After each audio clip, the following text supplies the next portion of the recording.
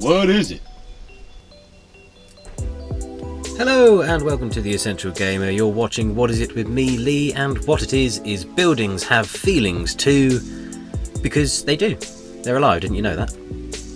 So, this is a indie game that is very much a city management game, like sort of SimCity type thing, but delivered in a completely different way. Gone is the isometric view of old, and here is the fully characterised and pretty goddamn charming buildings have feelings too. They do, because they tell you in the game. You control a new building, a new kid on the block, should we say, if you like that one.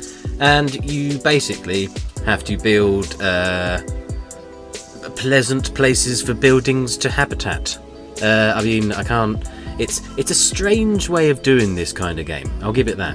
So you start off with your building, who talks to other buildings, and the buildings that you're talking to will tell you what it is that they need or what they like. So it could be an area is run down, you need to rejuve said area. It could be a building wants to give itself a different purpose, wants to be something else. It may be been a mill and now it wants to be a different business altogether, and you need to help it with that. There's numerous different tasks for your little building buddy to do in this mix of city management and admin management. So there's a lot of menus and writing and such. So you take your buildings, as you can see, and all of them have a different thing that they want to do. So it could be, hey, I need to be a leveled up 3-star accountants. There you go. Okay, so then you have to find out what the building wants, what it needs to raise its appeal, and basically you're making its curb appeal go up so that you can upgrade said building by adding whatever it is it needs by. It could be a pub. Could have a pub and it needs some locals. You need to then put residential housing next to it, and you need to keep the residential housing happy by putting a shop next to it, and so on and so forth. Lots of different managerial things to consider in this, and as you progress you earn golden bricks, and the golden bricks are the currency so that you can buy more houses and upgrade more things and add more things into the houses and the buildings and everything else. It's everything you would expect from a city builder, with the absolute charm of running around as a building. I can't describe to you how much I love the animation and the general buildings are alive vibe that this game wants to give to you. It's great.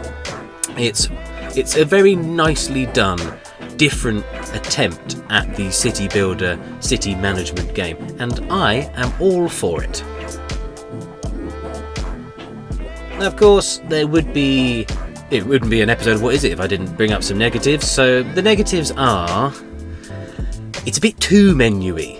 For all of the charm and the absolute glee that the animation and the writing of the dialogue for the buildings and the references that are thrown in there, you spend most of your time with all of it covered in menus. The screen is taken up by these cards for each individual building, and there's so many things on screen at one time, it almost feels cluttered.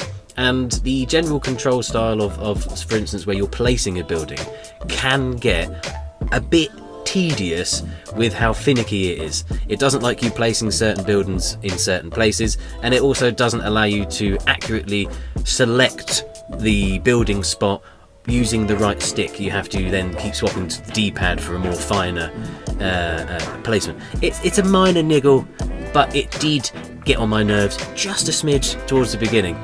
Besides that, there's the variety issue, but then it's a city builder, you're not going to have too much. Well, I say there's not too much. There is a good variety in the buildings you can make. So you start off in different locations. You start off in the city, you build a sort of basic street with a bit of curb appeal, and then you move on to the docks where you're building fishmongers and ironmongers and things like that, and factories and stuff. Then you move into town again. You're doing nightclubs and discotheques, and there's sort of make this place arty-farty. It's a little bit of gentrification at times. It's like a gentrification simulator, but all within the charm of these individually written stories for each of these buildings, and it gives you an idea of how some people may have felt come the Industrial Revolution, with everything changing around them and things like that.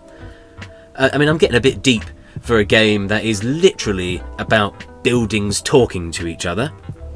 I'm aware of that, but it is what it is. For me, I liked the different approach of the city sim, because like I said, you always get these top-down isometric. You don't feel engaged in the city you're building, whereas with this, Buildings Have Feelings too makes you feel engaged with these otherwise inanimate objects, and for that I commend it and I take off my hard hat. For everything else, I think it's probably not going to take up a lot of your time, although if you want to get invested in a city builder that offers something completely different, Buildings Have Feelings too has more than enough on offer for you. Me, I like it, but I can't feel myself coming back. I played this for about 3 hours, 3 to 4 hours. I got into I think it was the 4th level or so, and I enjoyed it. I was having a good time, but I realised I was just menu skipping. Towards the end of that sort of 4-hour period, I wasn't even really paying attention anymore to the things on screen. I was just looking at the cards and the menus, which is a little bit of a bummer when it looks so good. So Buildings Have Feelings 2 is a very different city builder simulator type game. It's got a lot of charm, a hell of a lot of charm. So if you want something a little bit more friendly, a little bit less intrusive, less SimCity-ish, then I'd say that this is probably the city builder for you. If you want something to waste 10 minutes on, not this one. This one will definitely soak up some of your time. So with that in mind, I hope this video has been helpful to you. If it has, please do like and subscribe. Make sure you share the video and do all the good stuff to keep us going here. And if you didn't like it, well, I'm not a journalist, so I don't give a flying fuck if you didn't like it, mate.